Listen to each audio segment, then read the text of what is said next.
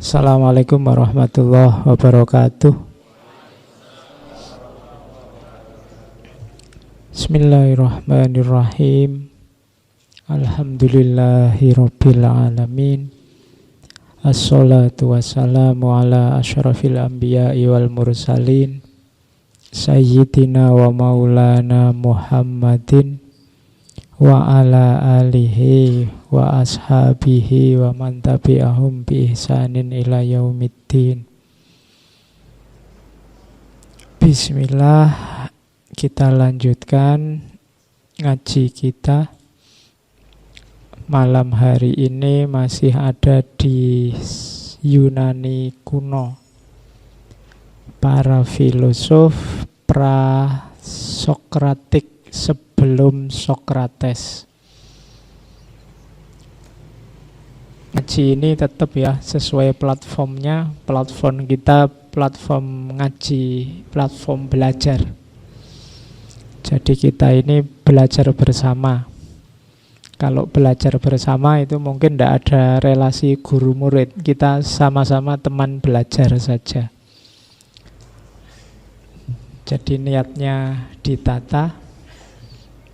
Ngaji ini bukan show, jadi gayanya juga bukan gaya show, jadi santai saja, dinikmati saja. Yang mau selonjor ya selonjor, mau tiduran juga tidak apa-apa kalau tempatnya cukup. Kalau belajar bersama kan biasanya gitu, kalau dapat PR dari gurunya terus ngumpul di rumah temennya, yang ngerjain PR satu, yang lain makan, kelesetan, nah itu. Ya, jadi biarlah yang ngerjain PR saya. Kalian boleh santai-santai. Oke, kita malam ini ketemu Heraklitos. Tulisannya macam-macam ya. Kalau ada yang nulis Herakleitos, ada yang nulis kayak gini. Kebanyakan pakai ini, Heraklitus. Ada yang Heraklitos, tidak apa-apa. Yang penting yang dimaksud orang itu. Heraklitos ini filosof yang usianya seumur dengan Pitagoras. Tapi dia lebih muda.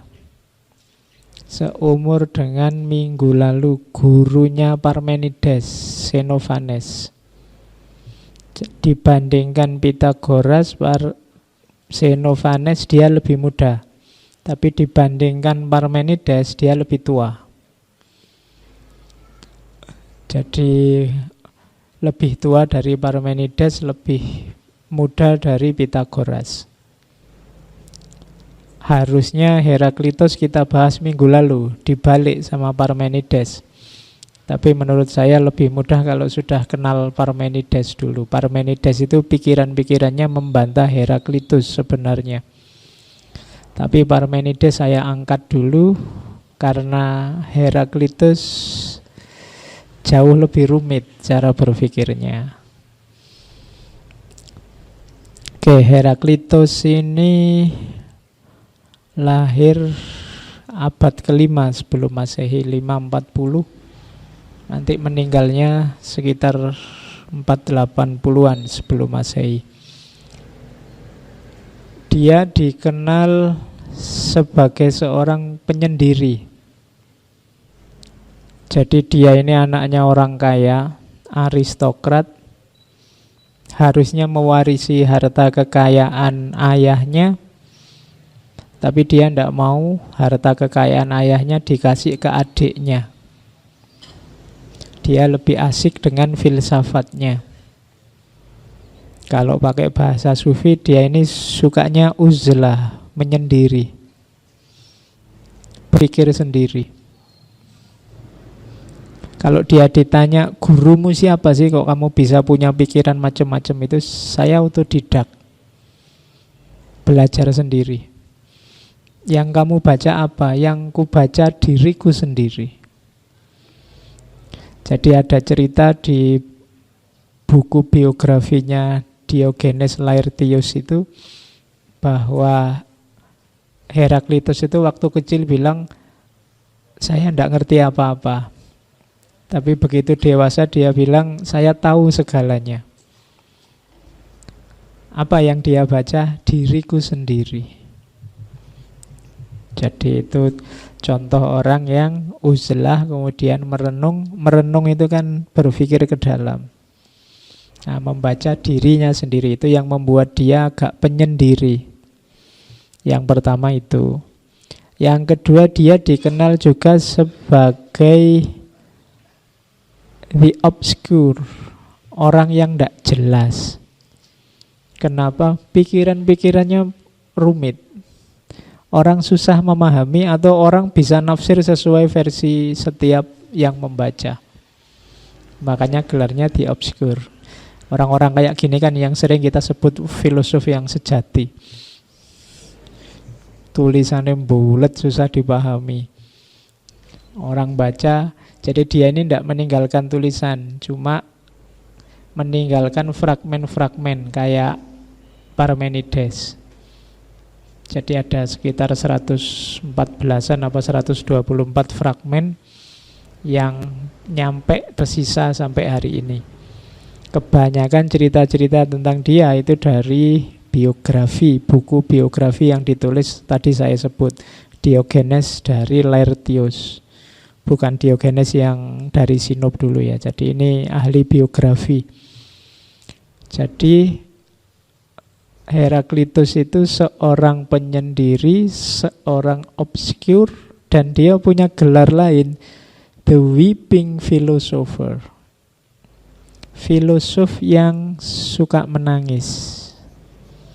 Ya, ini lawannya filosof Yunani yang lain, Demokritos. Demokritos itu dikenal filosof yang suka tertawa. Nah, kalau Heraklitus ini filosof yang suka menangis. Jadi orangnya pendiam, introvert, mungkin mudah tersentuh. Sampai pada titik dia dikenal nanti filosof yang menyebarkan gagasan misantrofik. Misantrofik itu gagasan, antropos itu kan manusia.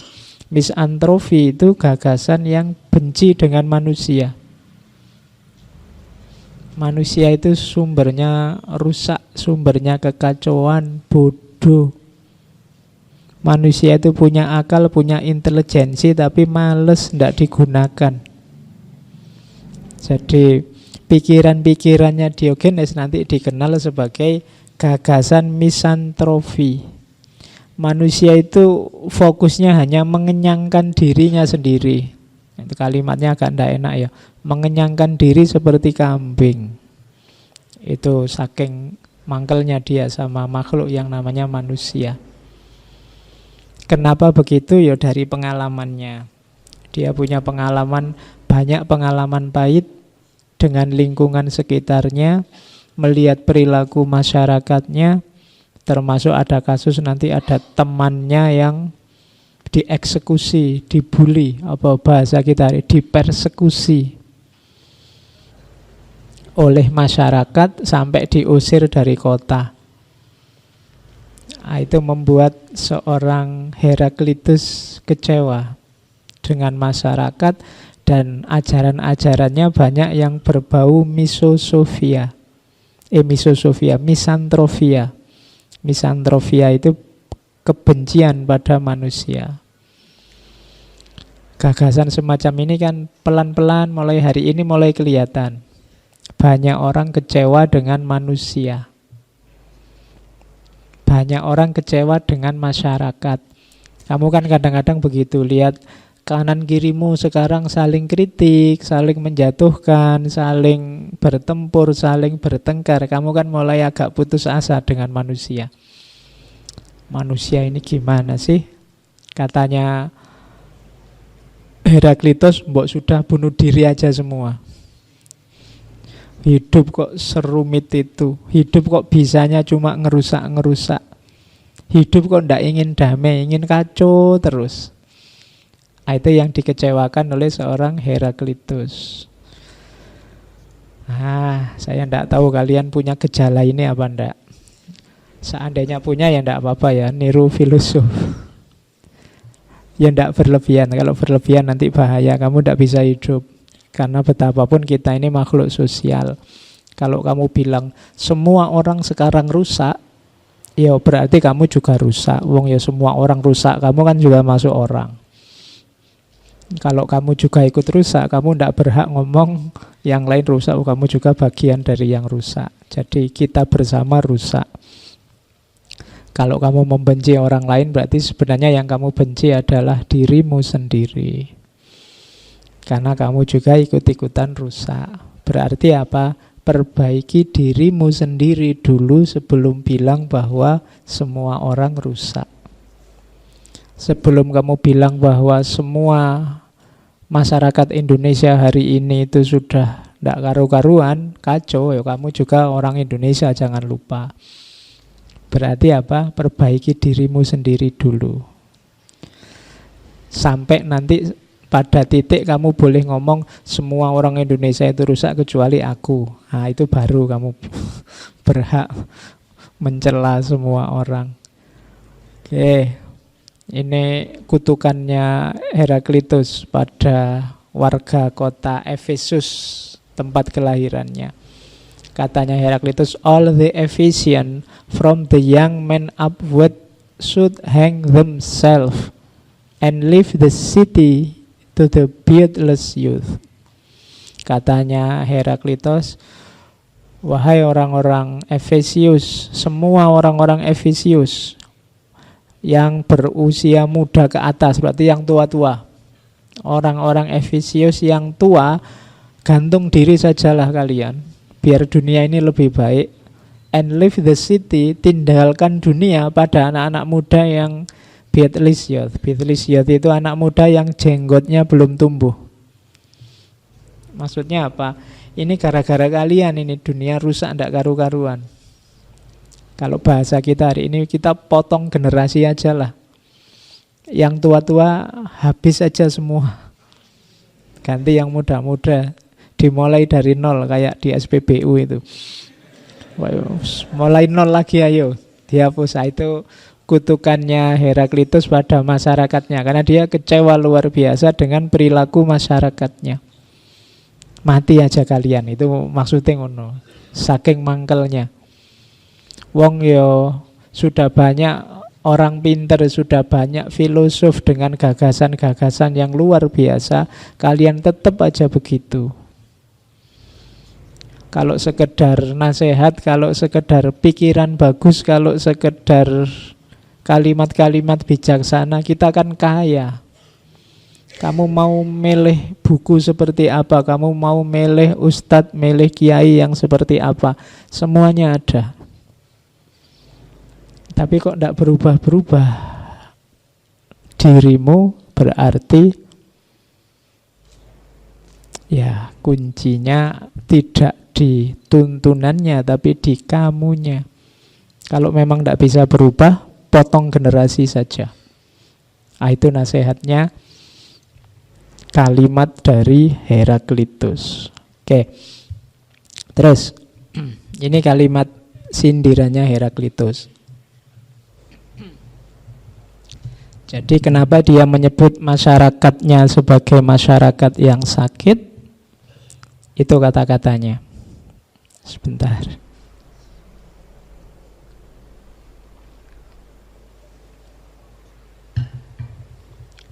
Yang pertama, forward intelligence or understanding have they believe in the birth of the people and use the mass as teacher, not knowing that many are bad, few are good. Jadi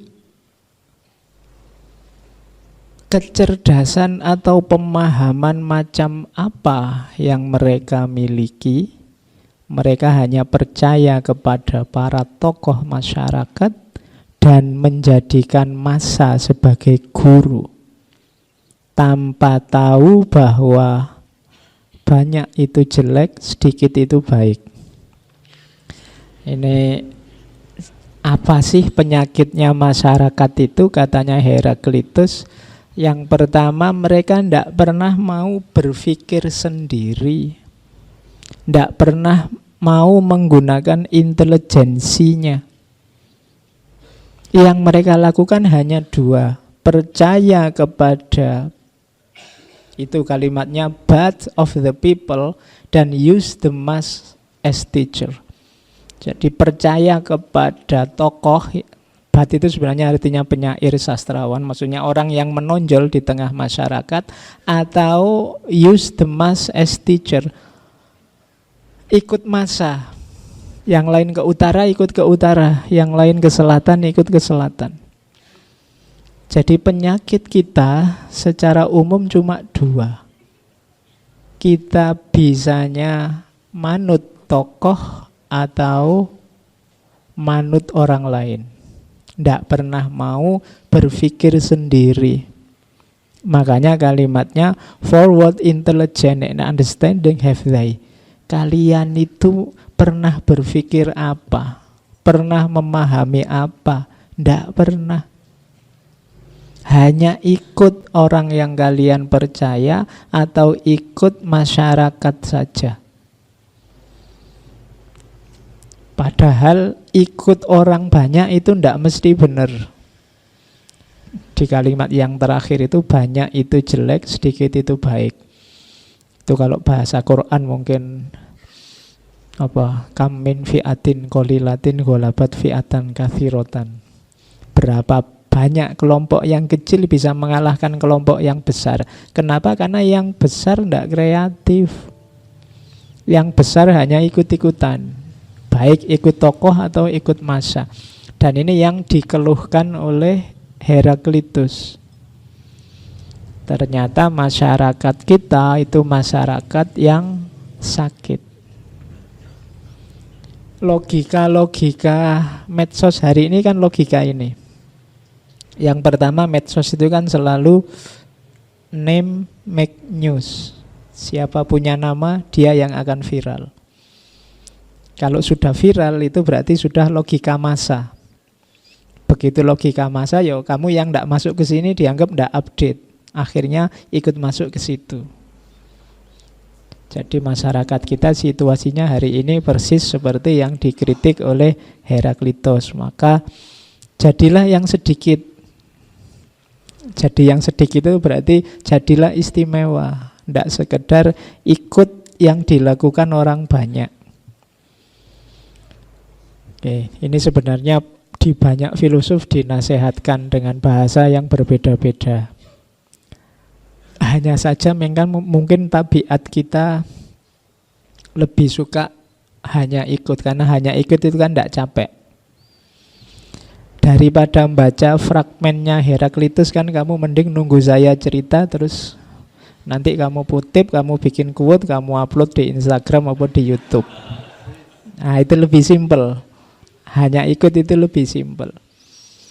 Tapi kalau lama-lama begini, nanti kamu digugat oleh Heraklitus. Forward intelligence or understanding have they. Lah kamu terus mikir apa? Kamu merenungi apa? Kamu memahami apa? Memahami aja minta dibantu orang lain. Nah itu kritiknya Heraklitus. Oke, semoga yang ngaji malam ini tidak ya. Tidak ada bedanya. Oke, nah katanya Heraklitus lagi, all animals are driven to pasture by blows. Semua binatang itu harus didorong dulu biar dia bisa masuk ke pastur. Pastur itu padang rumput, tapi by blows. By blows itu harus dipukul dulu, harus disentakkan dulu, harus diseret dulu. Bumi ini luar biasa fasilitas yang diberikan oleh Allah, bisa kita nikmati. Tapi kita ini males, sehingga butuh blows, butuh sentakan, butuh pukulan, butuh dorongan. Jadi kenapa bisa begitu? Kita males. Padahal sudah kelihatan pada rumputnya di depan mata. Fasilitas yang luar biasa sudah ada di depan kita. Kita tinggal menikmati asal mau gerak.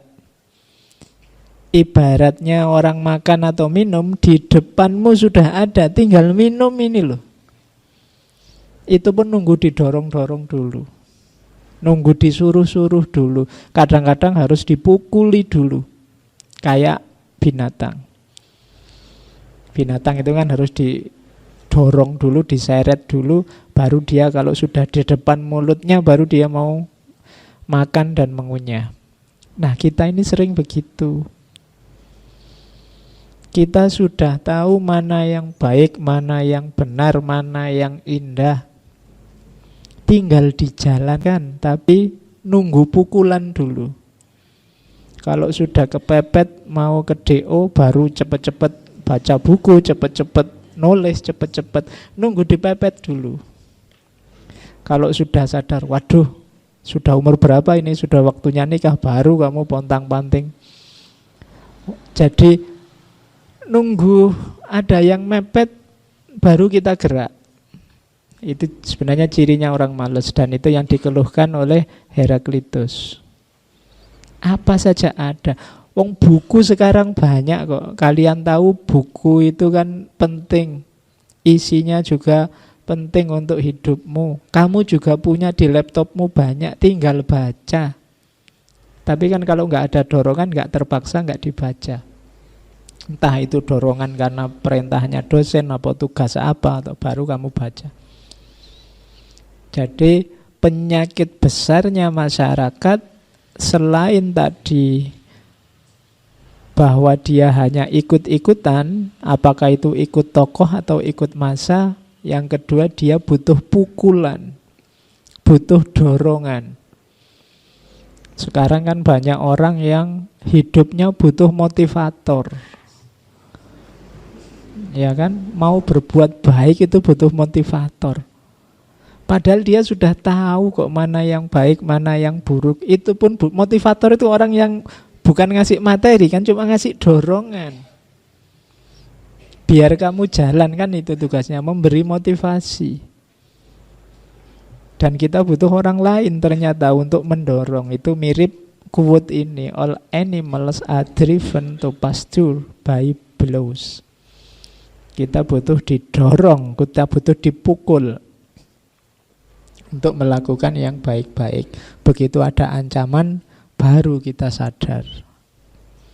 Oke, itu pembukaan tentang Heraklitus yang misantropi. Agak sinis, agak benci, tidak suka terhadap manusia. Terus, ini doktrin paling terkenal dari Heraklitus tentang perubahan. Katanya Heraklitus, engkau tidak akan bisa memahami dunia hanya dari filsafat alam, matematika atau logika. Kenapa? By cosmic rule all things change. By cosmic rule itu, kalau bahasa kita mungkin secara sunnatullah, secara hukum alam, segala sesuatu berubah. The sun is new again all day. Matahari yang kemarin bukan matahari hari ini. Aku yang tadi masuk dari sana sudah bukan, begitu duduk di sini bukan aku yang tadi lagi. Segala sesuatu itu berubah. Maka teori-teori apakah itu dari matematika atau logika atau filsafat, buat apa? Tidak akan membantu kita banyak memahami dunia. Makanya nanti beda dengan Parmenides kemarin. Kalau di Heraklitus membantu pemahaman lebih banyak adalah panca indera, sense of perception. Teh yang tadi saya minum dengan yang akan saya minum beda. Sudah bukan yang tadi lagi. Tadi panas, sekarang agak dingin. Kamu yang tadi dari luar masuk ke sini sekitar 15 menit yang lalu, sekarang mungkin beda. Tadi mungkin kamu masih seger, semangat, sekarang kopinya habis, ngantuk. Berubah sudah. Jadi tiap detik waktu berlalu, keberadaan berubah. Apalagi kalau kita masuk sampai partikel paling kecil. Hari ini orang kenal atom dan macam-macam, berubah sudah. Tidak ada yang tidak berubah. Jadi kebalikan dari Parmenides kemarin, Heraklitus lebih melihat pada detail kecil yang berubah-ubah.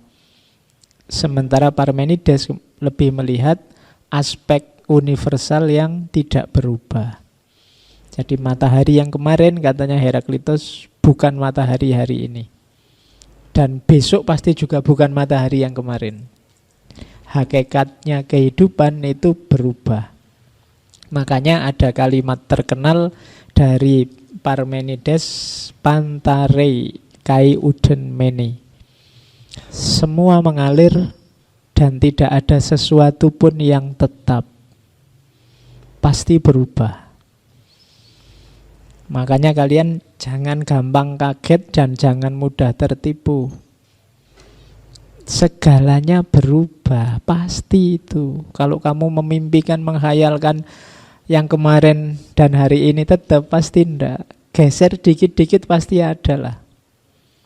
Enggak mungkin sama persis. Semangatmu ngaji minggu lalu dengan sekarang sama-sama pengen ngaji, pasti ada beda. Intensitasnya, ekstensitasnya. Jadi pantare, semuanya berubah, semuanya mengalir. The only thing that is constant is change. Satu-satunya yang tidak berubah apa? Perubahan. Ya, semuanya berubah. Satu-satunya yang pasti adalah perubahan. Jadi perubahan itu pasti. Berarti apa? Kesamaan itu tidak mungkin. Segalanya berubah. Jadi kalau kamu sedang marah atau gegeran sama orang, jangan pakai kalimat, kamu sekarang kok berubah ya? Iya, karena dia bisa jawab pakai Heraklitus. Iya, loh, segalanya berubah. Satu-satunya yang pasti hanya perubahan. Nah, Pak Presiden kok nggak kayak dulu lagi? Loh, segalanya memang berubah. Kamu protes apa saja, jawabannya gampang kalau pakai Heraklitus. Ya memang segala sesuatu berubah kecuali perubahan itu sendiri. Jadi ini sebenarnya seperti sederhana tapi enak untuk biar kamu tidak gampang galau, tidak gampang terkejut, tidak gampang kecewa. Kekecewaan kita kan kebanyakan berhubungan dengan perubahan-perubahan. Tadinya kamu ingin apa, yang terjadi apa. Kamu mengharapkan apa, berubah sekarang jadi apa. Diingat-ingat rumusnya Pantarei. Semuanya mengalir, semuanya berubah. Karena alam semesta ini kan berjalan secara ruang dan waktu, pasti dinamis. Bahkan it is in changing that we find purpose. Dalam perubahan itulah kita menemukan tujuan. Lah kalau enggak berubah, kita enggak berkembang. Kalau enggak berubah, kita enggak maju-maju. Harus mau berubah. Jadi perubahan itu antara lain dalam rangka mencapai tujuan. Kita punya cita-cita. Cita-cita itu kan berarti sekarang belum punya kita. Nah, kita ingin berubah jadi punya. Yang kita inginkan terpenuhi. Jadi dalam perubahan kita menemukan tujuan. Kalau tidak ada perubahan, ya tidak ada kemajuan. Tapi kan perubahan bisa juga kemunduran. Ya bisa, dua-duanya bisa. Tapi kemajuan juga tergantung dengan perubahan. Kalau kamu maunya kemapanan, status quo, ya mungkin bagus menurutmu, tapi kamu tidak berkembang. Hidup yang baik itu kan yang selalu berkembang lebih baik, lebih baik, lebih baik, lebih sempurna, lebih sempurna, lebih sempurna. Yaumuhu khairun min amsihi. Hari ini lebih baik dari hari kemarin. Nah itu katanya Heraklitos, it is in changing that we find purpose. Dalam perubahan kita temukan tujuan. Nah ini kalimat yang paling terkenal. No man ever step in the same river twice, for it is not the same river and he is not the same man. Tidak seorang pun bisa melangkah di sungai yang sama dua kali. Karena begitu langkahnya diulang, sungai itu bukan lagi sungai yang sama dan dia juga bukan lagi orang yang sama. Misalnya kamu melangkah di atas sungai, ketika kamu tak ulang melangkah lagi, di yang kedua ini sudah bukan sungai yang tadi dan kamu juga bukan kamu yang tadi. Sungainya kan sudah berubah, wong airnya mengalir. Kamu kan juga sudah berubah. Yang pertama tadi mungkin semangat coba-coba, yang kedua sekarang semangatnya semangat mengulang. Lu wis beda. Jadi tidak ada yang sama dua kali. Kalau kamu masuk kelas misalnya, kok ketemu dosen itu lagi, enggak, jangan khawatir. Ya, itu bukan dosen yang kemarin. Dan kamu juga bukan kamu yang kemarin, jadi tenang aja. Jadi sungai yang kamu lewati selalu baru. Jadi kalau kamu bosen sama pacarmu, enggak pakai dalil ini. Jangan khawatir, setiap hari kamu sebenarnya pacarmu itu orang yang baru. Dan kamu juga orang yang baru. Jadi tidak harus bosan, wong kita berubah terus kok. Oke ya, jadi hakikat hidup itu kuncinya di perubahan. Kamu mungkin ketemu saya yang baru setiap hari, mungkin setiap minggu, mungkin nggak bisa dilihat detail ya, tapi pasti berubah. Kalau tidak percaya kamu dengarkanlah rekaman-rekaman ngaji seri 1, 2, 3 dengan sekarang. Itu jaraknya beda jauh sudah. Mungkin di awal-awal saya agak grogi ngomongnya rada formal koyo hadirin sekalian yang saya hormati. Mungkin ono ngono nih. Takmir masjid yang saya cintai mungkin ada gitunya. Saiki wis kesuwen langsung aja. Ayo basa-basinya dilewati. Ayo mulai ngaji yuk kan gitu aja. Berarti apa? Berubah. Jadi setiap orang mengalami perubahan. Segala sesuatu berubah. Itu ilustrasi dari Heraklitos. Cool thing become warm. The warm grows cool, the moist dries, the parched become moist. Yang dingin jadi hangat, yang hangat jadi dingin, yang basah jadi kering, yang kering jadi basah. Itulah hidup. Teh ini tadi panas, sekarang dingin. Seandainya ini es teh, tadi pastinya dingin. Tapi karena tidak diminum lama-lama esnya mencair, terus yang semula dingin lama-lama jadi hangat. Jadi yang panas jadi dingin, yang dingin jadi hangat. Yang basah jadi kering, yang kering jadi basah. Itulah hakikatnya hidup. Nanti ini dilanjutkan ke konsepnya tentang oposisi atau kontradiksi. Jadi inilah rumusnya orang hidup. Jadi hidup ini berubah. Maka nanti kalau dilanjutkan berarti apa? Orang yang bahagia adalah orang yang bisa menerima perubahan. Apalagi orang yang bisa menyadari dan mengontrol perubahannya. Sebenarnya kamu biarkan saja ya hidupmu itu berubah. Tapi akan membahagiakan kalau kamu bisa mengontrol perubahan itu dan kamu bisa menerima hasilnya. Orang itu biasanya hidupnya susah ketika tidak bisa menerima perubahan. Padahal perubahan itu kalau pakai bahasanya Heraklitos berarti dia termasuk sunnatullah. Oke, kita lanjutkan.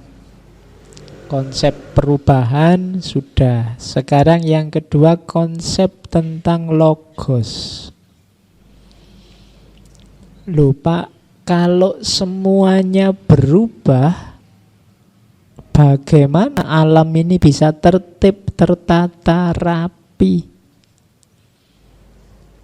Katanya Heraklitos, alam ini bisa berjalan rapi, harmonis, tertib karena ada logosnya.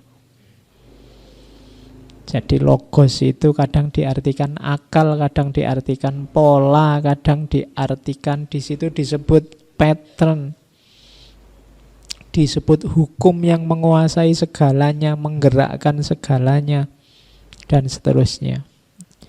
Jadi logos itu kalau Heraklitos penjelasannya agak susah. Dia tidak bisa didefinisikan, tidak bisa digambarkan. Dia adalah pikirannya alam semesta.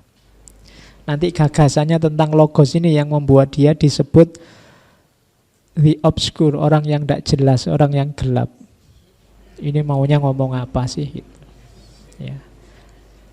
Oke, sekarang kita paksakan ngomong ya. Semoga cocok dengan maunya Heraklitos. Ini mungkin kalau ditarik-tarik agak mirip dengan konsepnya mungkin Hegel tentang akal dunia. Jadi hidup kita ini ada logosnya. Sebeda apapun kalian, sebebas apapun kita yang saya berpikirnya bebas loh Pak, saya sesuai keinginan saya sendiri. Sebenarnya ada polanya, ada bentuknya. Bentuk itu logos. Karena kamu orang Indonesia misalnya, sebebas apapun kamu, tidak akan bisa keluar dari gaya keindonesiaanmu. Nah itu contohnya. Dalam skala besar, tidak cuma Indonesia, dunia. Misalnya sekarang dunia itu zaman revolusi 4.0, karpe apa itu. Kita tidak akan bisa keluar dari pattern ini, dari pola ini. Gaya pikir, gaya ekspresi kita tidak akan jauh-jauh dari situ. Logos kita hari ini itu polanya seperti itu. Perubahan apapun yang terjadi tidak akan keluar dari logos. Logos itu pikiran, gagasan, pola, model. Kalau logos dia sifatnya tetap, seragam. Aku dan kalian ini seolah-olah beda, tapi sebenarnya dekat kok. Gaya pikir, gaya hidup, cara kita memutuskan sesuatu. Kenapa? Karena kita ada di lokal yang sama, hidup di zaman yang sama, dengan peradaban yang sama. Itulah logos namanya. Sebeda apapun kita, pasti ada polanya. Kalau ndak ada itu, ndak karu-karuan, hidup ini mesti kacau balau. Pola ini kadang-kadang ya mungkin saya tadi sedikit nyinggung semacam sunnatullah, semacam ada pola-pola patternnya. Jadi perubahan pasti terjadi, tapi perubahan ini ada dalam konteks logos. Nah, ini kalimatnya. We should let ourselves be guided by what is common to all. Logos itu dimiliki semua orang. Makanya kalimatnya common to all. Kita harus membiarkan diri kita dituntun oleh apa yang umum. Kita kan berekspresi, meskipun kita bebas, kan kita berekspresinya sesuai dengan lingkungan sekitar kita. Makan misalnya, kamu bebas milih menu apa saja, tapi pasti tidak akan jauh-jauh dari itu. Sebebas-bebasmu. Pokoknya saya Pak, menunya harus besok pakai teri, besoknya lagi pakai sambal, besoknya lagi pakai tempe. Itu suka-suka saya milihnya. Tapi ya paling ya bulet di situ aja, teri, sambal, tempe. Ya mungkin karena kamu penggemar angkringan. Jadi muternya di situ. Jadi ini namanya logos, ada patternnya. Jadi perubahan-perubahan yang terjadi itu ada patternnya, ada logosnya. Yang itu common to all. Kalau ndak common, kalau ndak umum, ndak jadi koleksi perbendaraan, nggak jadi pertimbanganmu untuk memutuskan. Karena ndak umum, ndak masuk di kepalamu. Jadi misalnya kalau diputus pacarmu, kamu bisa nyari pacar lagi, kamu bisa ke dukun, kamu bisa balik lagi, PDKT lagi. Ini namanya alternatif pertimbangan. Tapi mungkin ada yang ndak umum, ndak common, ndak logos. Misalnya kalau diputus pacar, bikin acara tasyakuran, ngundang orang satu kampung, ndak mungkin ini muncul di kepalamu. Sak bebas-bebasmu kamu ndak akan bikin tasyakuran gara-gara diputus pacar. Kalau seneng mungkin, tapi bikin acara tumpengan ndak lah. Nah, ini ndak logos. Logos itu ada polanya. Berubah seperti apapun ndak akan keluar dari jaringan logos ini. Yet, although the logos is common to all, most men live as if each of them had a private intelligence of his own. Maksudnya apa? Meskipun ini umum, kita yang memutuskan ini menganggap ini keputusan saya pribadi loh. Saya milih makan pakai tempe, itu keputusanku pribadi loh. Nggak ada. Padahal itu sebenarnya ada. Ya memang alternatif logos yang bisa kita ambil ya hanya itu. Model baju misalnya tahun 60-an dulu, 60-70 itu model baju umum, celana itu model cutbray itu yang bawahnya besar sekali tuh, kucing aja masuk. Nah, terus sekarang kamu lihat celana-celana street yang nempel luar biasa itu. Kalau zaman dulu ada orang pakai celana kayak gitu, mungkin diketawain. Kalau ada celana kewetat gitu, apalagi sekarang kan sukanya baju-baju slim fit itu yang kalau kamu ngulet terus udelnya kelihatan. Itu kalau tahun-tahun 60-an mungkin kamu pakai, kamu diketawain orang, dianggap ini bajunya adiknya kok dipakai misalnya. Tapi sekarang biasa. Zaman itu logosnya ndak ada konten itu. Sementara di logos hari ini memang itu. Malah logos hari ini kalau ada pakai cutbray zaman itu dianggap jadul. Dianggap wah ini penggemar masa lalu mesti. Kan gitu. Oke. Zaman dulu orang pakai sarung itu biasa. Zaman Mojopahit itu kan ya bawahannya kayak sarung yang dilipet itu. Jadi khas. Justru pakai celana yang unik. Hari ini pakai celana itu biasa. Sarung dianggap unik. Dianggap begitu kamu sarungan kan wah santri ini kan selalu begitu. Dianggap khas. Logosnya memang hari ini begitu. Itulah namanya logos. Jadi ada modusnya sendiri berpikir zaman itu dan zaman ini. Nah, we should let ourselves be guided by what is common to all. Ya kita ini kalau ingin tidak susah dalam hidup ya pahamilah logos, ikutilah logos. It is wise to hearken not to me but to my word, and to confess that all things are one. Adalah bijaksana untuk mendengarkan bukan aku tapi dengarkan kata-kataku dan mengakui bahwa segala sesuatu adalah satu. Nah, ini dasarnya logos itu biasanya kebijaksanaan orang-orang pinter. Dalam logos segala sesuatu itu satu. Oke, saya lanjutkan. Jadi segala sesuatu berubah, cuma kendalinya perubahan ini namanya logos. Mengapa segala sesuatu berubah? Karena dalam hidup ini sering ada oposisi-oposisi. Oke, dalam alam semesta ada perbedaan, ada kesatuan. Itulah sumbernya harmoni. Jadi selain perubahan katanya Heraklitus, hidup ini punya hakikat oposisi. yang justru dari oposisi itulah muncul harmoni.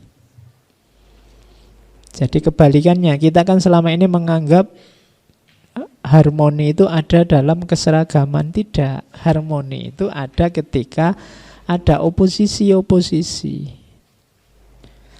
Harmoni itu kan kita sering mengartikannya serasi. Loh ya, kalau ndak ada oposisi, gimana menyebut serasinya? Kalau semua seragam ya ndak bisa disebut harmoni, itu kan selaras. Nah, hidup ini isinya oposisi dan harmoni. Ya pertentangan, ya kesatuan. Kamu bisa kenyang kalau ada rasa lapar. Kalau ndak ada lapar, ndak ada kenyang.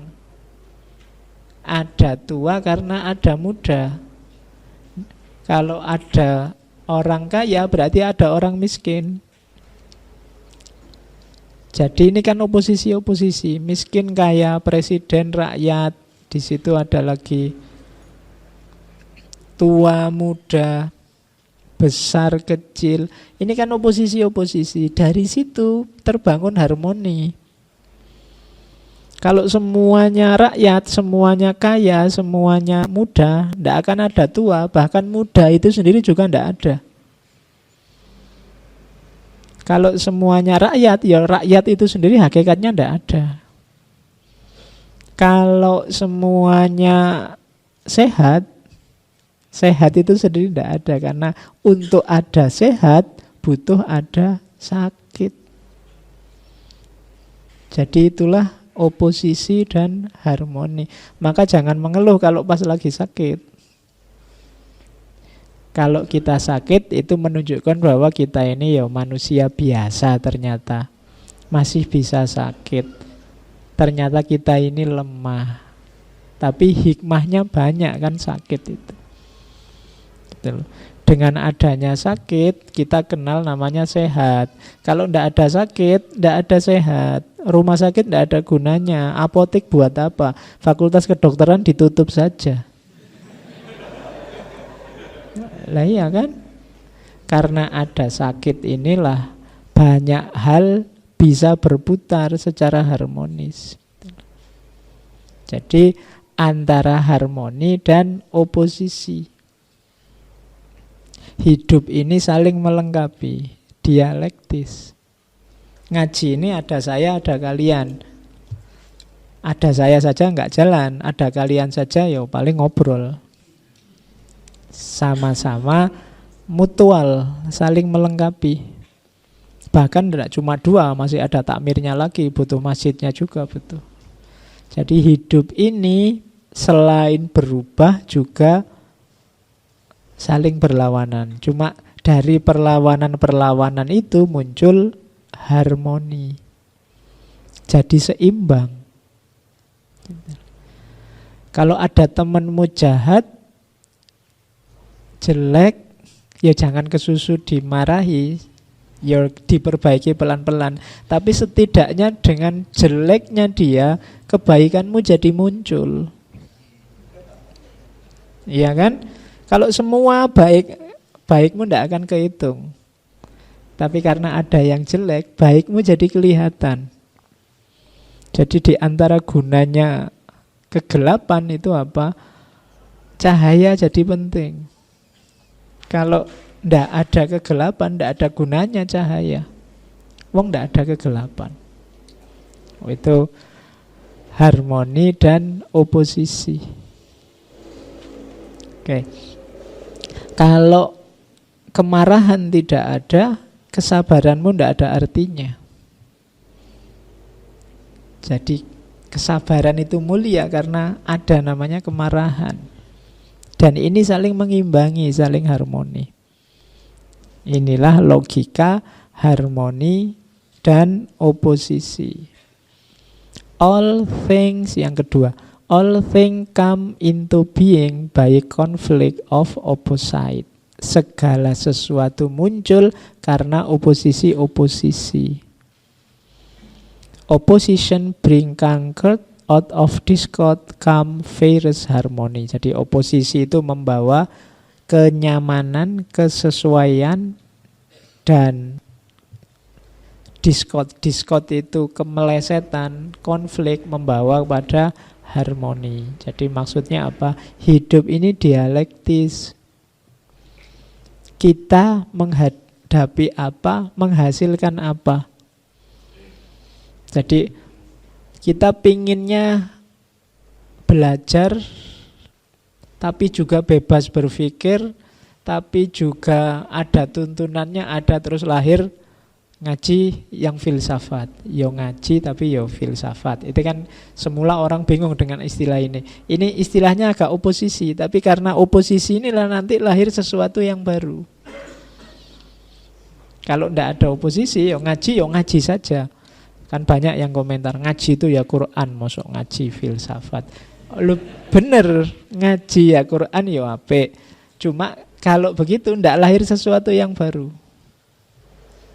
Lahir sesuatu yang baru itu kalau ada yang oposisi saling didialektikakan.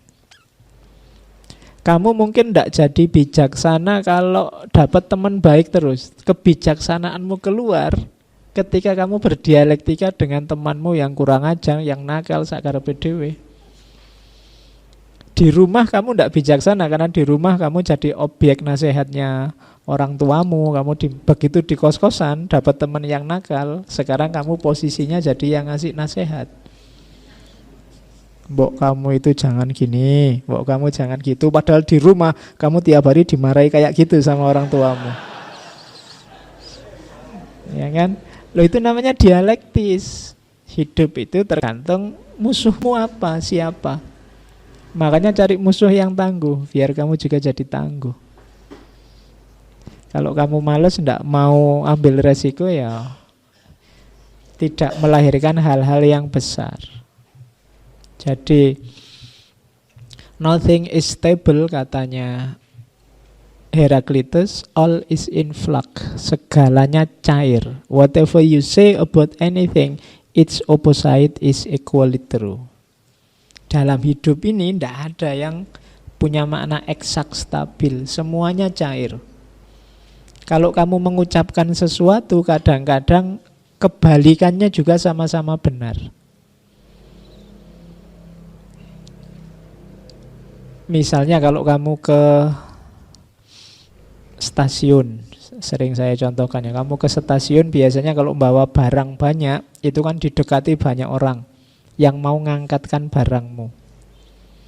Itu enaknya kamu sewa mereka apa tidak?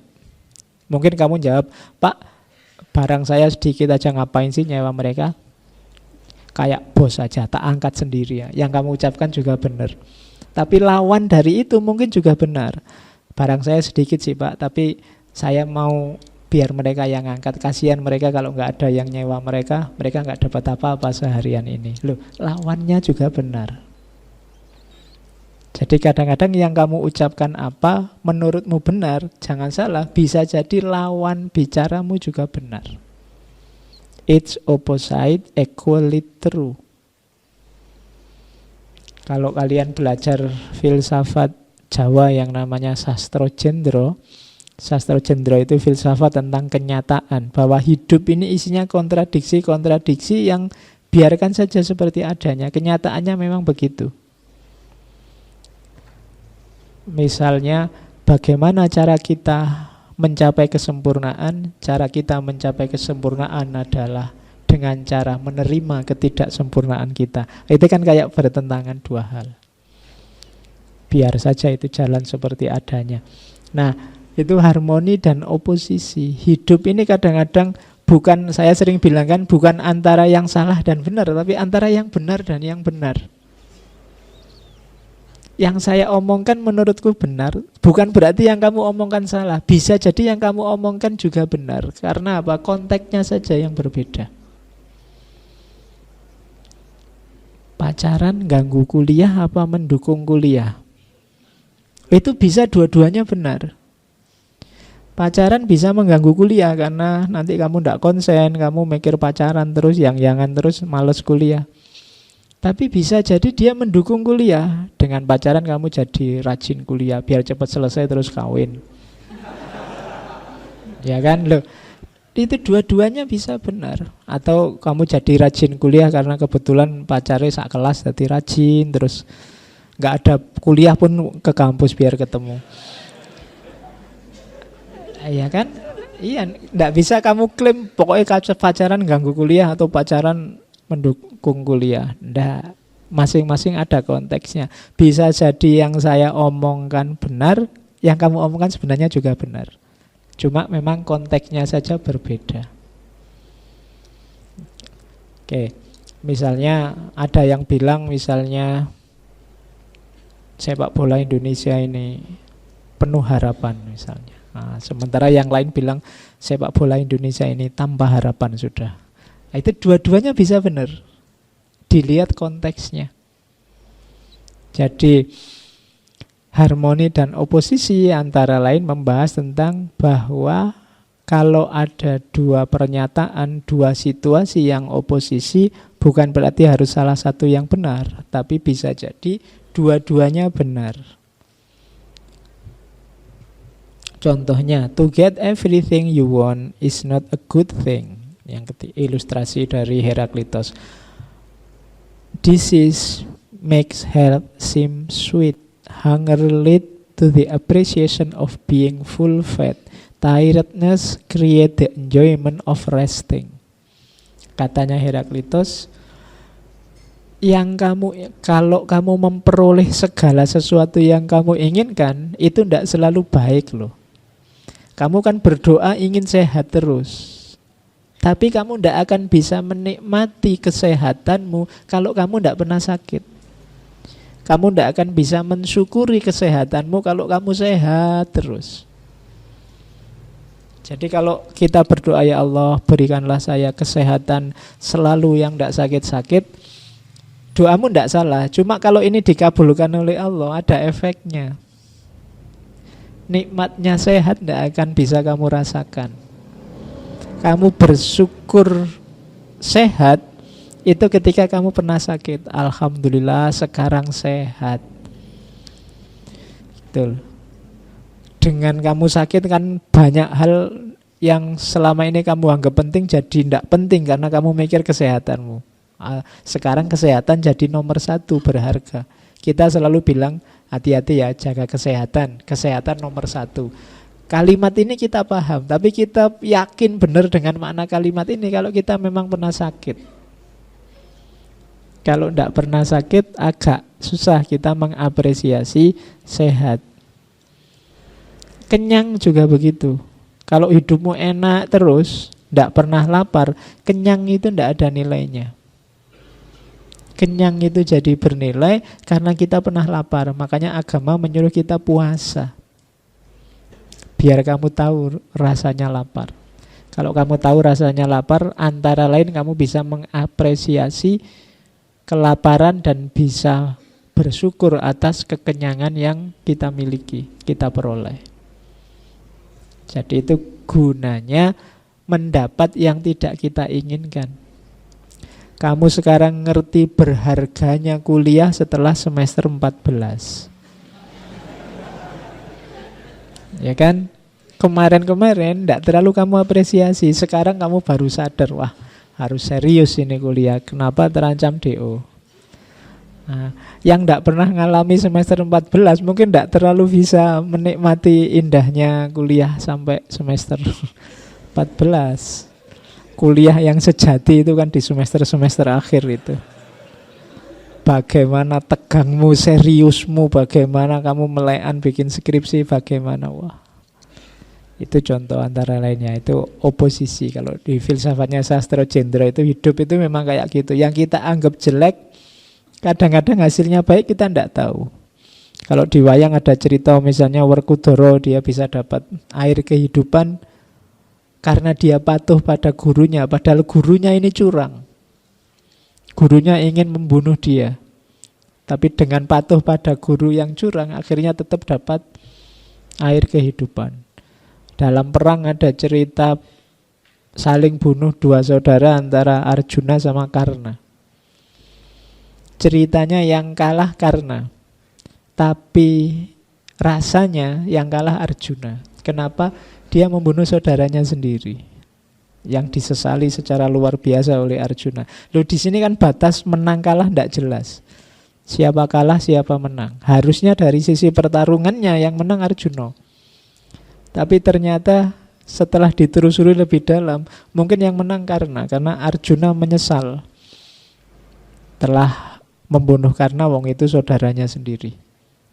Nah, ini yang disebut kalau di Jawa namanya kasunyatan. Ilmunya namanya sastro jendro. Hidup itu kenyataan seperti itu. Yang kita anggap jelek, kita anggap baik, mungkin batasnya tipis. Arjuna itu sudah puluhan tahun bercita-cita membunuh Karna, tapi begitu cita-citanya terpenuhi, yang lahir hanya penyesalan. Nah, inilah hidup, tidak bisa ditebak. Maka selalu ada oposisi-oposisi, perlawanan-perlawanan. Selalu ada hal yang berbeda yang tidak kita inginkan. Tapi biar saja, setiap peristiwa membawa hikmahnya sendiri. Ada rahasianya sendiri, ada manfaatnya sendiri. Oke, itu contoh dari Heraklitus.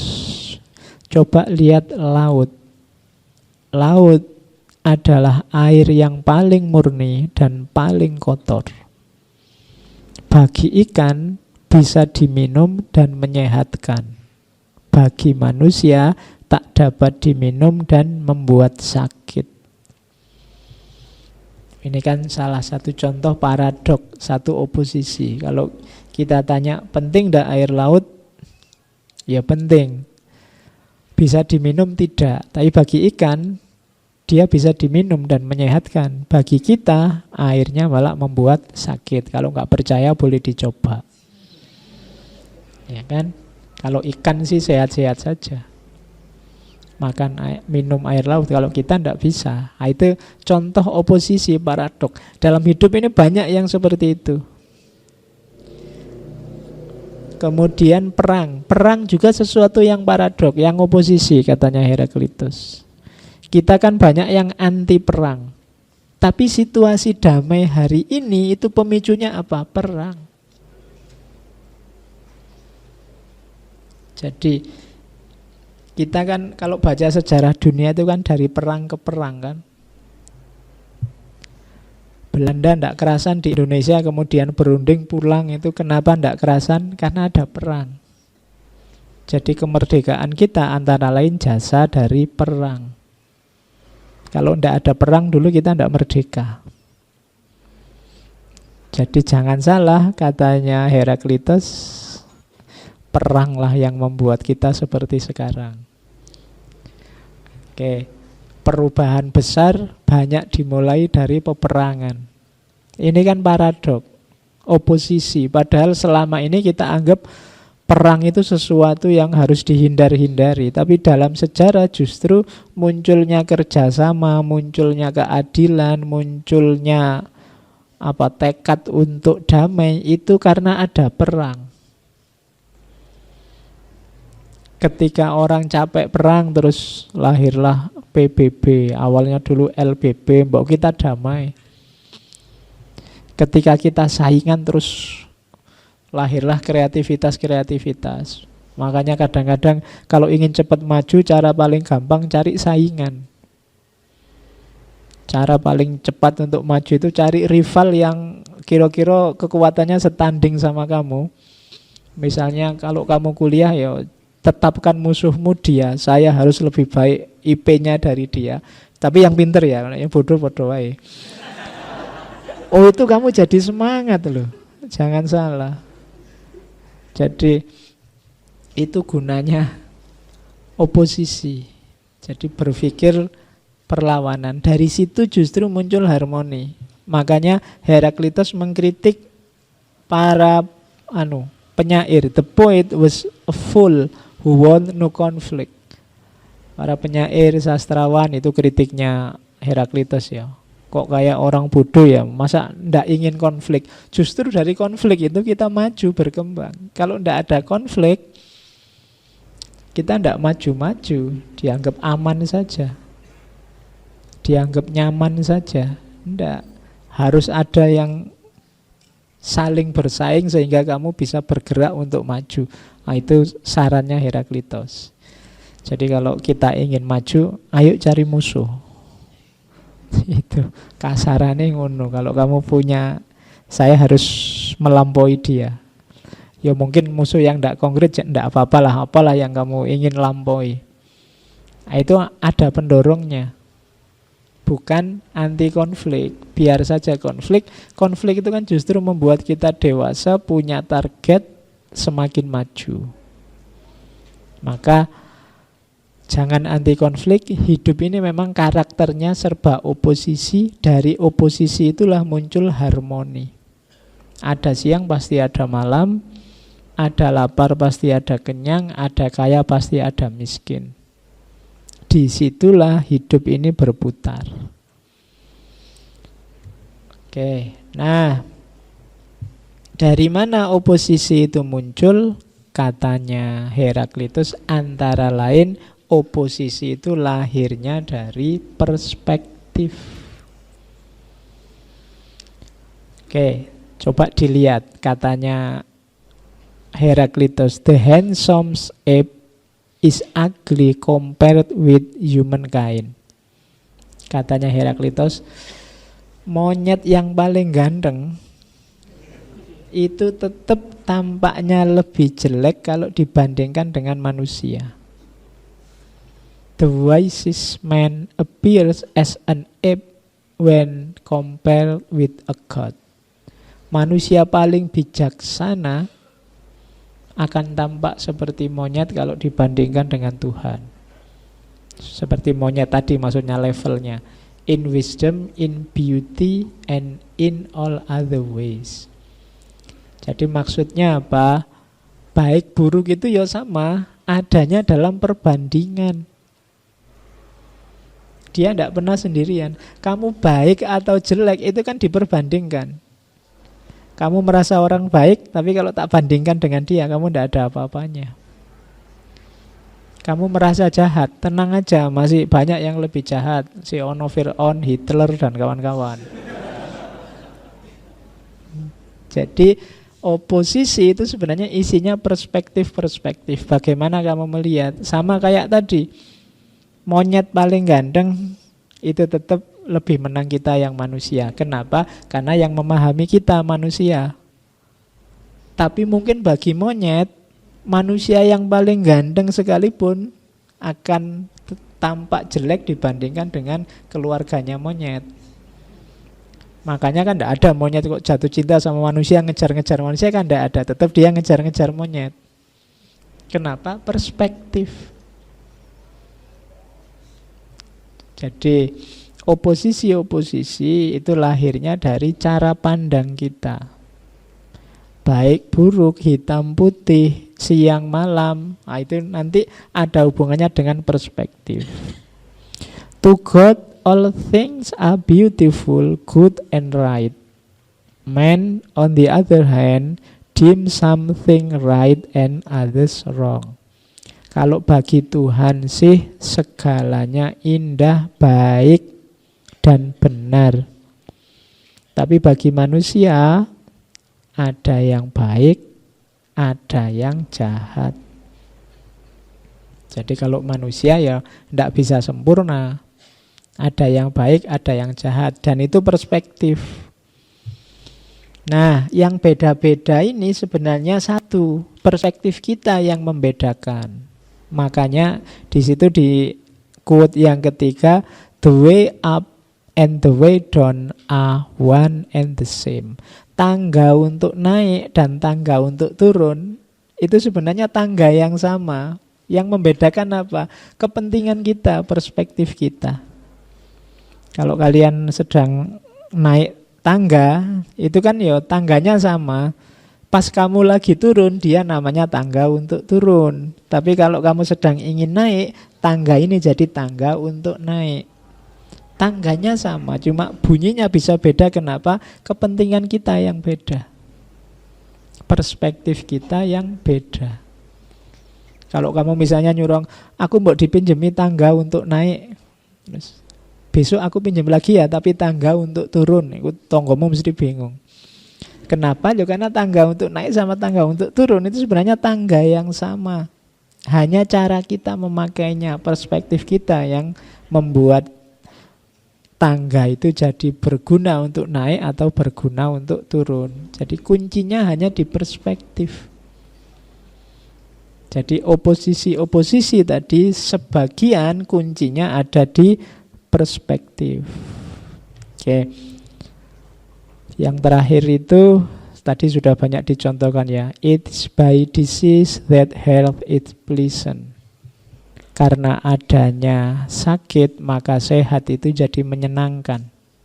Karena adanya kejahatan maka kebaikan itu jadi menyenangkan. Karena adanya kelaparan maka kenyang itu membahagiakan. Karena adanya capek lah maka istirahat itu jadi menyenangkan, membahagiakan. Jadi jangan mengeluh dengan kesulitan, ketidakenakan, ketidaknyamananmu, karena bisa jadi itulah gerbang untukmu bisa menikmati kenyamanan, rasa enak, dan rasa nikmat. Kalau ndak ada itu, ndak. Kayak kalau kalian makan itu loh. Ketika diawali lapar kan makan apa saja jadi enak. Jadi ternyata enaknya makanmu ditentukan oleh penderitaanmu sebelum makan. Ya kan? Kalau ndak ada laparnya, ndak ada penderitaannya, makan seperti apapun mungkin jadi ndak enak. Misalnya kamu sudah awal piring pertama itu diawali dari lapar, jadi nikmatnya luar biasa. Terus kamu serakah, makan piring yang kedua. Enaknya piring kedua ini paling tinggal setengah. Kamu lebih serakah lagi, mungkin karena ada yang neraktir. Terus kamu nambah piring ketiga. Hati-hati, di piring ketiga ini kamu blunder, bisa makanan yang semula terasa enak bisa jadi bencana. Jadi ternyata kenikmatan itu ada di suapan pertama. Oh ini kamu harus ngatur strategi. Kadang-kadang kalau kamu makan yang paling enak, kamu makan awal apa akhir? Akhir. Ketika kamu makan akhir, enaknya tinggal separuh. Kenapa? Kamu sudah kenyang. Jadi misalnya lauknya ada tempe, tahu, ayam. Biasanya ayamnya terakhir ya. Iya. Padahal ganas-ganasmu nikmat makan itu di suapan-suapan awal ketika kamu lapar. Tapi ketika ayamnya kamu makan belakangan, ya enaknya tinggal separuh. Atau disimpan aja ayamnya buat nanti kalau sudah lapar lagi. Oke, jadi yo makan harus ngatur strategi. Yo meskipun jangan tertipu, nanti dianggap ayam ternyata lengkuas. Kamu sudah mengatur energi biar gongnya enak, ternyata keliru. Oke, itu juga oposisi namanya. Yuk kita lanjutkan. Nah, terus dari teori-teori tadi ada oposisi, ada perubahan. Heraklitus menemukan intinya asal-usul alam yang nanti disebut archi itu dia menyebutnya api. Tapi harap dipahami api di sini bukan tidak letterlek api seperti yang kita kenal. Jadi api sebagai unsur dasar alam semesta itu api yang dipahami maknawi, simbolik. Kenapa? Karena api ini simbol perubahan. Kalau air kan simbol pertumbuhan, lahirnya kehidupan yang baru. Nah, api ini simbol perubahan. Untuk berubah itu kan butuh penghancuran yang lama sehingga lahir yang baru. Dan peran menghancurkan yang lama melahirkan yang baru itu yang bisa melakukan adalah api. Kalau tadi hakikatnya hidup adalah perubahan, maka peran pengubah dalam alam semesta itu adalah api. Jadi api itu bisa jadi apa saja. Bisa jadi asap, bisa jadi uap, bisa jadi air kalau ada proses kondensasi. Jadi kenapa api sebagai archi? Karena hakikat hidup perubahan. Lah apa hubungannya perubahan dengan api? Api adalah simbol segala perubahan. Api membakar sesuatu terus jadi abu. Itu kan perubahan. Api juga bisa jadi asap. Api juga bisa jadi uap, bisa jadi air kalau ada proses kondensasi. Api kan membuat, kalau kamu masak air kan nanti dia jadi uap. Uap nanti turun jadi air dan seterusnya. Itu dari mana? Dari api. Jadi kalau di buku-buku filsafat disebut asal-usul unsur dasar alam semesta itu api, sebenarnya yang dimaksud adalah unsur pengubah. Untuk bisa lahir sesuatu yang baru, diperlukan kemusnahan sesuatu yang lama. Dan simbol pemusnah itu kan ada di api. Rumah besar bisa tinggal puing-puing dan abu, itu kelakuannya api. Maka api oleh Heraklitus disebut sebagai archinya alam, asal-usulnya alam. Bahkan nanti jiwa manusia juga hakikatnya punya karakter api. Katanya Heraklitus, jiwa itu adalah campuran antara api dan air. Api adalah keutamaan dan air itu posisinya lebih rendah. Maka katanya Heraklitus, keringkanlah jiwamu. Dry. The soul grows wise and good. Kalau jiwamu dry itu maksudnya kalau hubungannya sama api berarti apa? Berkobar-kobar, bersemangat. Makanya dulu kita ngaji Amir Ali, beliau nulis buku judulnya Api Islam. Maksudnya apa? Semangat Islam, jiwanya Islam. Jadi jiwa simbolnya api. Kebalikannya, air, kelembapan, itu simbol moisture make the soul sakem. Sakem itu mati. Kalau lembab terus maka jiwamu akan mati. Lembab itu maksudnya males, tidak mau bergerak, kehilangan gairah. Jadi kalau pas kamu sedang males-malesan itu berarti unsur airnya terlalu banyak. Nah ya, kok kamu tiap hari nongkrong, main game, nonton TV itu kebanyakan air. Jiwamu maksudnya.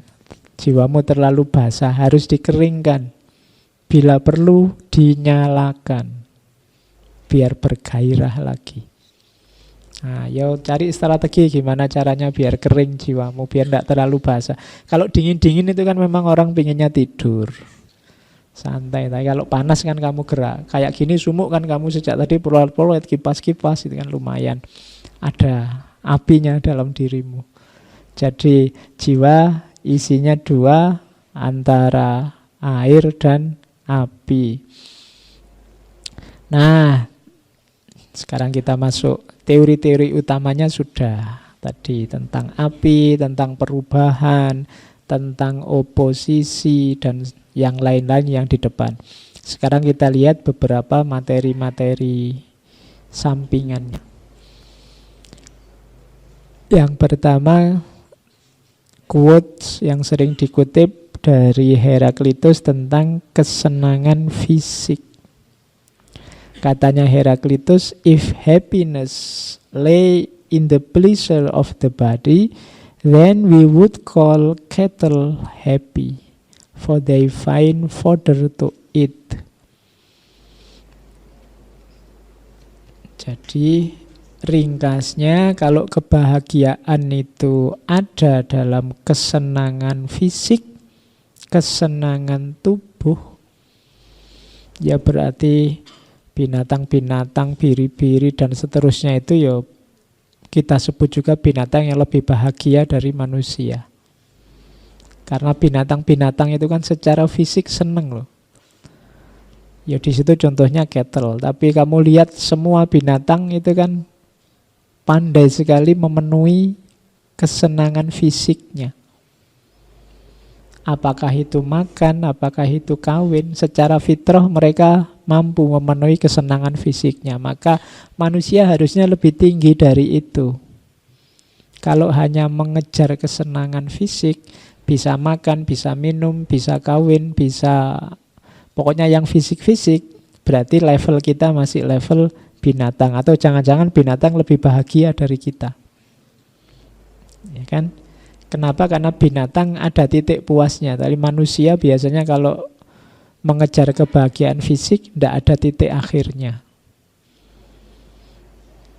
Mbok sudah punya pasangan cakep, masih pingin yang lebih cakep lagi. Tidak ada titik akhirnya. Sudah makan enak, masih ingin nambah lebih enak lagi. Nah, itu kelemahannya manusia yang hanya fokus pada kesenangan fisik. Kalau hanya fisik, level kita ya levelnya masih binatang. Maka kebahagiaan jangan ada di level fisik. Terus ada lagi kalimat terkenal dari Demokritos, ethos anthropoidaimon. Ethos anthropoidaimon artinya apa? Karakter seseorang adalah takdirnya. Maksudnya bukan kok karaktermu itu takdir, tapi seperti apa karaktermu, takdir hidupmu akan mengikuti. Kalau kamu baik, kalau kamu jahat, kalau kamu jujur, kalau kamu curang, takdirmu akan mengikuti karaktermu itu. Tidak akan jauh-jauh dari sana. Kesenanganmu, kesengsaraanmu tergantung karaktermu. Jadi yang menentukan nasibmu apa? Karaktermu. Makanya karakter seseorang adalah takdirnya. Kalau kamu lihat ada orang jahat, takdirnya tidak akan jauh-jauh dari kejahatannya. Dan kesengsaraan hasil dari kejahatan itu. Kalau ada orang baik, ya takdirnya tidak akan jauh-jauh dari kebaikannya serta segala manfaat dari kebaikan itu. Kalau ada orang tanya, takdir saya kira-kira gimana ya Pak? Lihat karaktermu. Disitulah nanti takdirmu akan mengikuti. Donkey would prefer straw to gold. Kalau karaktermu kayak keledai, maka engkau akan lebih memilih jerami daripada emas. Jadi, ya coba dicek karaktermu seperti apa. Kalau levelmu hanya keledai, ya kamu lebih memilih jerami dibandingkan emas. Swine prefer mud to clean water. Kalau karaktermu seperti babi, kamu justru akan memilih lumpur daripada air bersih. Jadi ada banyak pilihan dalam hidup, ada yang bersih, ada yang kotor, tapi kalau kamu lebih milih yang kotor. Kenapa? Karena karaktermu sudah mirip swine. Ya. Nggak enak ngomong balik-balik bahasa Indonesia ya. Tak terjemah bahasa Inggrisnya aja. Dasar swine. Kalau gitu kan kamu nggak tersinggung. Ya. Jadi kalau lebih milih kekotoran berarti kamu milih swine. Kalau kamu membuang yang berharga, milih yang tidak berharga, kamu mirip donkey. Terus, kalau ini pigs. Pigs wash themselves in mud, but in dust or ash.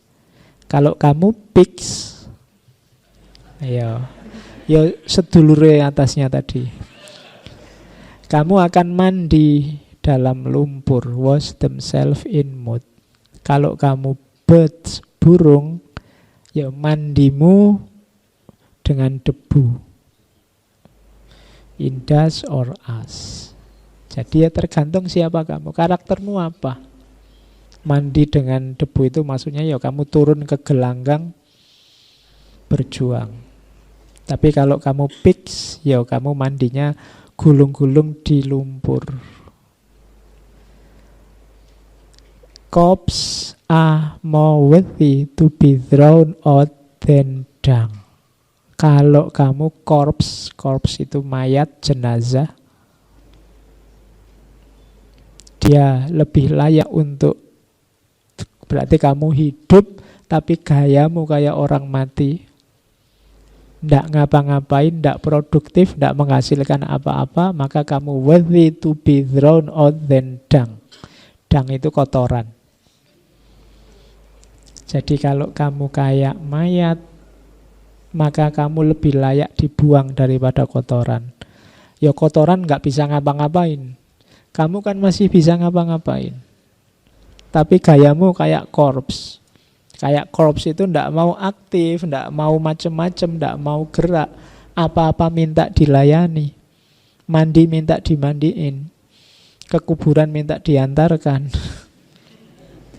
Ya kan? Itu kan corpse. Kalau gayamu seperti itu, kamu lebih layak dibuang daripada kotoran. Kotoran dikit-dikit masih ada manfaatnya. Tapi kalau kamu sudah tidak ada manfaatnya, bikin susah lagi. Itu corpse. Jadi rumusnya yang atas tadi, ethos anthropoi daimon. Karakter seseorang adalah takdirnya. Kalau karaktermu dangke, kamu akan lebih milih jerami daripada emas. Kalau karaktermu swine, kamu akan lebih milih lumpur daripada air bersih. Kalau karaktermu pigs, kamu akan lebih suka mandi dalam lumpur. Atau kalau kamu burung, kamu akan bergulung dalam debu. Dan kalau kamu seperti mayat, kamu lebih layak dibuang daripada kotoran. Nah, jadi berarti apa? Ya bangunlah karaktermu yang bagus. Gimana caranya? Good character is not formed in a week or a month. It is created little by little, day by day. Protracted and patient effort is need to develop good character. Karakter yang baik tidak terbentuk seminggu atau sebulan, namun tercipta sedikit demi sedikit, hari demi hari. Proses panjang dan kesabaran dibutuhkan untuk membentuk karakter yang baik. Jadi kalau kalian ingin jadi orang baik, jangan nunggu besok. Besok sajalah Pak kalau sudah dapat hidayah. Kalau kamu sudah tahu yang baik, bentuklah dirimu mulai sekarang. Karena dia tidak bisa instan. Dia harus dibiasakan pelan-pelan. Kalau instan biasanya ya anget-anget ayam, sekarang semangat besok hilang. Kalau lagi semangat, lagi agak tobat-tobat gimana gitu, saya ingin puasa Pak, besok sholat tahajud Pak, poson Dawud Pak, macam-macam. Pas tobat, tapi terus kumat lagi. Kenapa? Ndak jadi karakter. Untuk jadi karakter ditanamkan pelan-pelan. Sedikit demi sedikit, nanti melekat. Kalau sudah jadi karakter itu dia keluar dengan sendirinya, ndak harus dipaksa, ndak harus dipatok, ndak harus didorong-dorong, sudah otomatis. Karena kalau sudah jadi karakter itu, kamu ndak begitu, ndak enak. Yang karakternya jujur, bohong ndak enak. Yang karakternya amanah, curang ndak enak. Kebalikannya, yang biasanya bohong, kok jujur, orang kaget. Rasanya kok aneh ya? Ada yang aneh nih. Oh, kamu jujur sekarang, kan gitu. Karena biasanya bohong. Itu karakter. Jadi bangunlah pelan-pelan. Tadi kan karakter itu membentuk takdirmu. Kalau ingin takdirmu baik, ya karaktermu harus baik. Tapi dibangun pelan-pelan. Karena harus dibangun pelan-pelan, harus dimulai sekarang. Jangan nunggu besok. Kalau nunggu besok ya nggak jadi-jadi. Apalagi kamu nunggu hidayah. Itu alasanmu saja untuk, padahal kamu males saja. Hidayah itu kan petunjuk. Petunjuk itu biar kamu tahu mana yang benar, mana yang tidak. Lah kamu sudah tahu. Nunggu apa lagi? Kecuali kamu belum tahu, masih bingung gimana. Terus ya Allah, mbok beri saya hidayah, harus milih yang mana, itu baru. Tapi kalau sudah jelas yang baik mana, kan kamu tidak perlu nunggu hidayah. Tinggal kamu biasakan dirimu di situ. Oke, ini karakter. Nah, sekarang kita gali lagi tentang wisdom. Oke, ambil nafas dulu sebentar. Materinya banyak hari ini.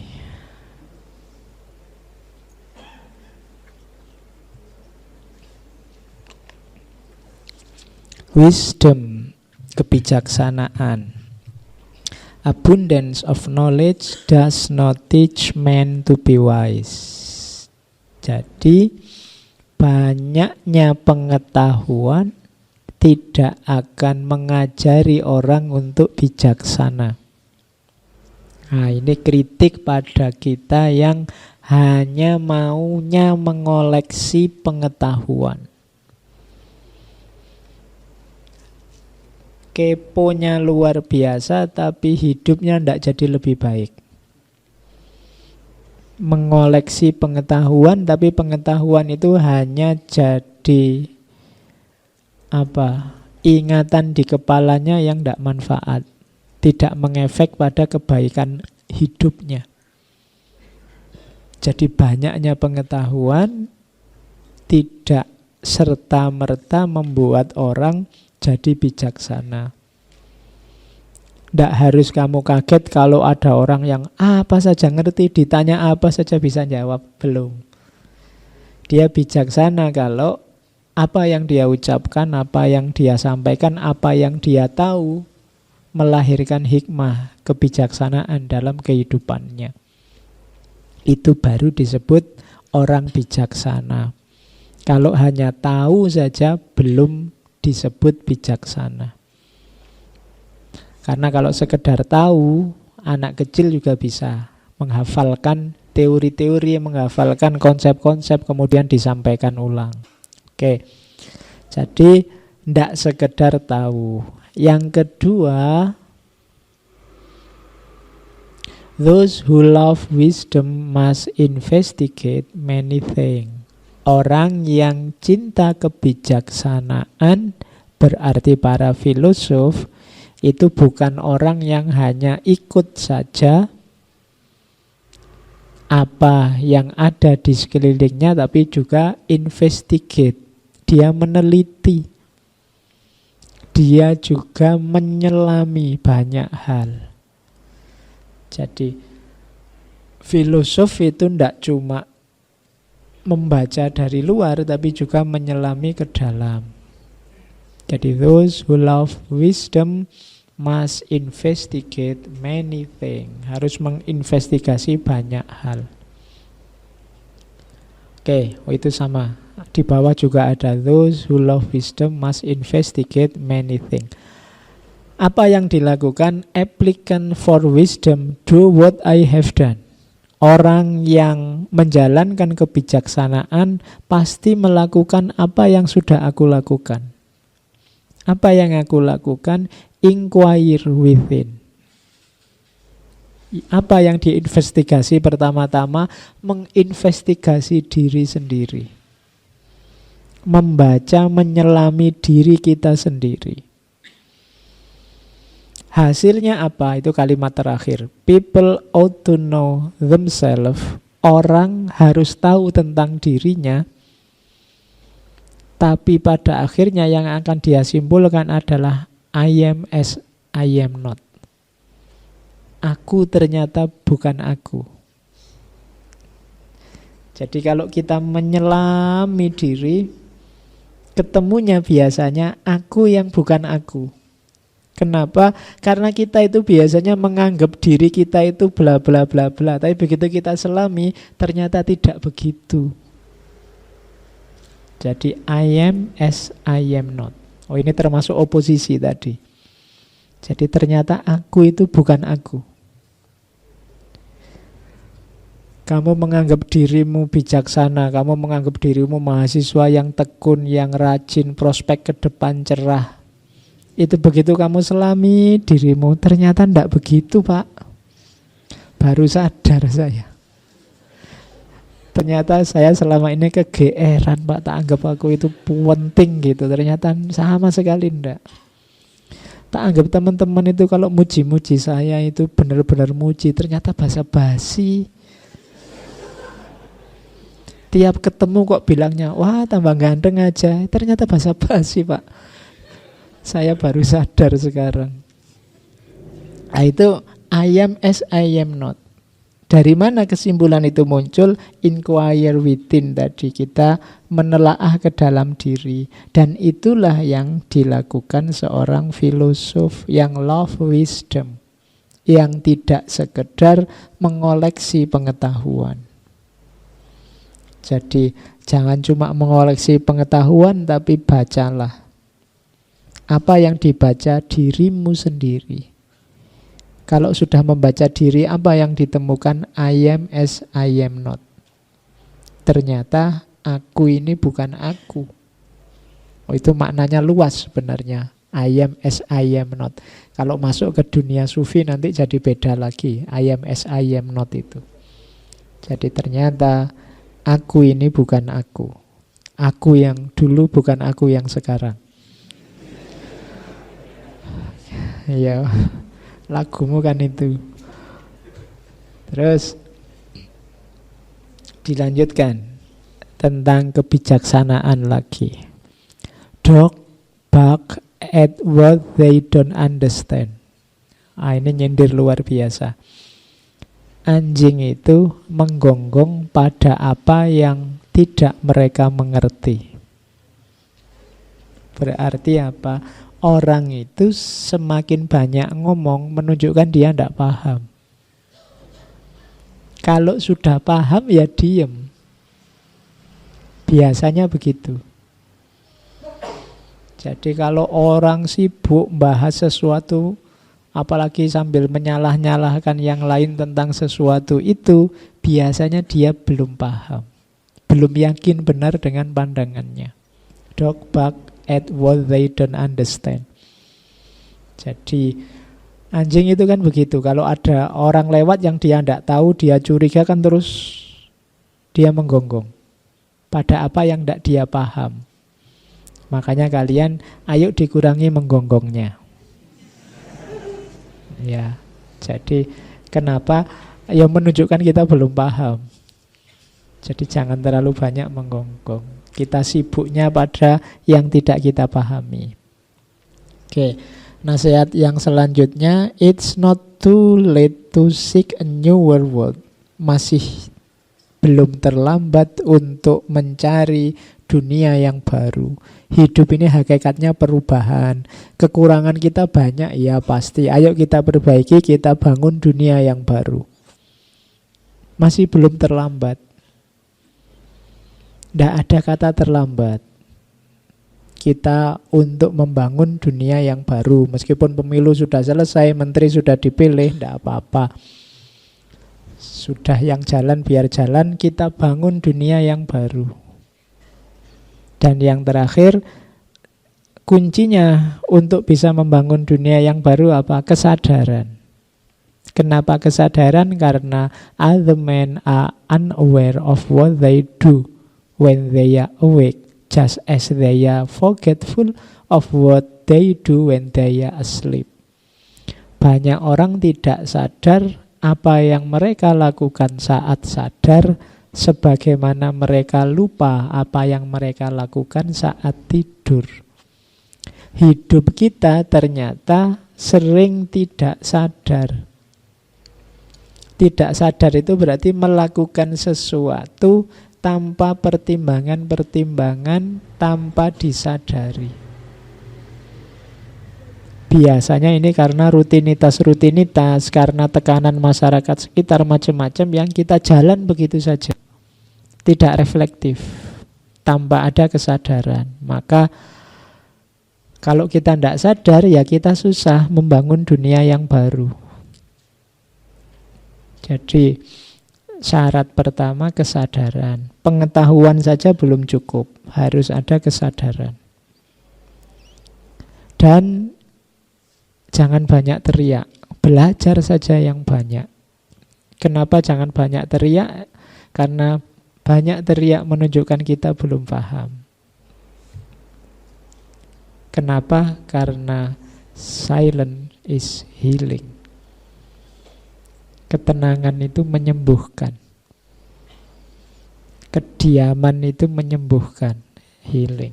Jadi carilah momen-momen silent untuk menyembuhkan jiwa kita. Ambillah waktu sebentar untuk tenang.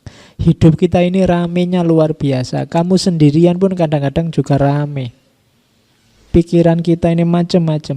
Sudah mau tidur, itu di pikiran kita masih ributnya luar biasa. Besok mau apa saja, bangun jam berapa, enaknya berangkat ke kampus pada waktunya, apa ditelatin aja 10-10 menit, apa pokoknya rame terus pikiranmu. Yuk ambil momen untuk silent. Karena silent healing, menyembuhkan jiwamu, menyembuhkan fisikmu. Dalam sehari ambillah ketenangan barang 5-10 menit sudah lumayan. 1/4 jam kalau bisa, setengah jam syukur-syukur. Ada yang ngambil model meditasi, ada yang ngambil model sholat, ada yang monggo lah. Ambil momen untuk silent, biar healing. Nah ini sarannya Heraklitus. Biar 24 jam hidup kita isinya tidak ribut terus, rame terus. Ada momen-momen, kalau bahasa agama, tafakur, muhasabah, hening. Di banyak budaya, di banyak peradaban, keheningan ini disarankan dengan berbagai bentuk aktivitas. Aktivitas hening. Oke. Oh ini tadi, sama. Much learning does not teach understanding. Kalau ini tadi melanjutkan pengetahuan tadi ya. Banyak belajar tidak berarti membuat orang paham. Banyak yang kayak tadi hanya mengoleksi pengetahuan saja. Jadi urutannya memang belajar, dari belajar terus jadi tahu pengetahuan, dari tahu terus jadi paham. Kalau paham berarti sudah mendalam, setelah itu sadar. Sadar ini prasyarat awal untuk melahirkan tindakan. Baru setelah tindakan kita tinggal menunggu hasil dan manfaatnya. Jadi belajar, tahu, paham, sadar, dan dijalankan. Urutannya itu. Kalau tidak begitu nanti katanya Al-Quran kaburo maktan. Kamu hanya ngomong. Ngaji filsafat sampai 200 sekian, kamu ada di level mana? Belajar, tahu, paham, sadar, apa tindakan? Apa masih belajar saja Pak? Tahu saja belum, saya tidak paham-paham sejak dulu misalnya. Ya tidak apa-apa, harus berusaha untuk naik kelas. Kalau sudah tahu nanti naik kelas, didalami, paham. Kalau sudah paham, disadari sehingga bisa dirumuskan implementasinya dalam tindakan. Maka ilmumu akan berkorelasi dengan naiknya kualitas hidupmu. Kalau tidak, pengetahuanmu hanya jadi koleksi. Hanya jadi museum, jadi perpustakaan. Tidak ngefek ke peningkatan kualitas hidup. Oke, itu pikirannya Heraklitus. Kalau ini komentarnya Plotinus, mengomentari Heraklitus bahwa he seems to speak in similes, careless of making his meaning clear, perhaps because in his view we ought to seek within ourselves as he himself has successfully sought. Katanya Plotinus, Heraklitus ini memang mungkin tampaknya bicara secara metafor, samar-samar, makanya dia disebut yang tidak jelas tadi.